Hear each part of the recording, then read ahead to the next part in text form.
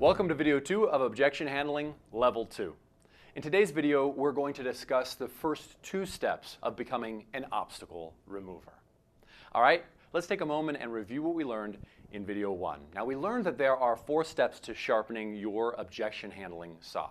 I also encouraged you to write down 3 to 5 recent examples where you have run into an obstacle in life or an objection from others towards a product or an idea. Today, I'd like to introduce to you the first steps of the obstacle removing system. Let's start with step number 1, identify. This step is so that we remember to first identify if there is an obstacle. When we make our final pitch for them to take action, in whatever the sale may be, assume that you did your job right. As an advocate and a problem-solving ally, you offered a solution to an area of their life. Assume the yes. After all, there is a yes in everyone. Our job is to find it before we give up. Now, important side note. Because our personal perspective can be so strong and alter how we see those around us, we can sometimes project our obstacles onto those we influence. Don't put your obstacles on them, all right? Don't give them an obstacle where there wasn't one.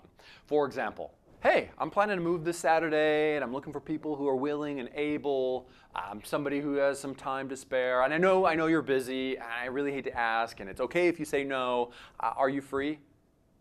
All right, let's take in sales.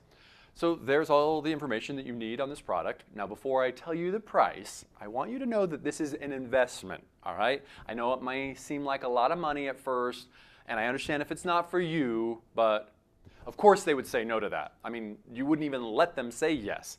Remember, we are buyer's consultants and problem-solving allies, not sale crushers. So know what your default obstacles are and either do your work on getting over those or put them on the shelf for right now. So we assume the answer is yes, and we do a stellar presentation getting here. And they still say no. Well, too bad, they said no. Let's just go home. No is not an obstacle. It's just a front door that we must open to find out what's beyond it. Now, an objection is not rejection. It's simply a request for more information, Dr. Bo Bennett. So that's step 1, identify if there is an obstacle. Step 2, vision. Get beyond the wall, beyond the obstacle. You can do this in a few ways. First, know your why you're proposing the idea. Hold focus on your why. Henry Ford said, obstacles are those frightful things you see when you take your eyes off of the goal. Now, it becomes really challenging to get beyond the obstacle when you cannot even see the other side. This reminds me of when I take groups to a challenge course.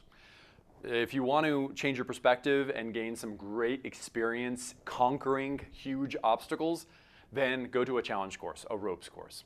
Now, on this particular challenge course, there is a 17-foot wall that extends in both directions. Using nothing but what they have on their person, a group must get everyone up and over the wall. Now, there are no ladders, there are no handholds in the walls, just straight up and down. The group then nominates a leader. At this point, I will commonly take the leader to the other side of the wall to see what it actually looks like. That leader then holds the hope and the confidence in the success of the group. Now, I've seen people of all shapes, sizes, ages, and abilities get over this thing when moments before they were up against it and they believed that it was impossible.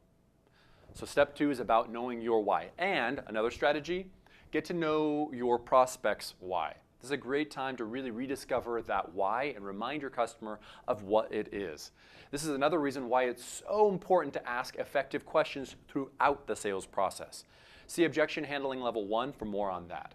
Now, in this step, step 2, vision, it's also helpful to share your vision with them too at times. This can build connection and therefore safety for you to navigate the obstacle together.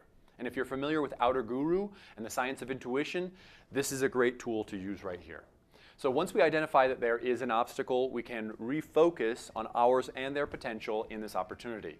In the video 1 with the toaster, we understood that there was something restricting the toaster, and we locked in on the potential of the toaster, which was to magnificently bronze bread, hot and crisp, ready for your favorite spread, right? That's what we did in video 1, steps 1 and step 2. Now, next up, we're going to take these obstacles to the operating room to see what might be underneath them. We'll see you there.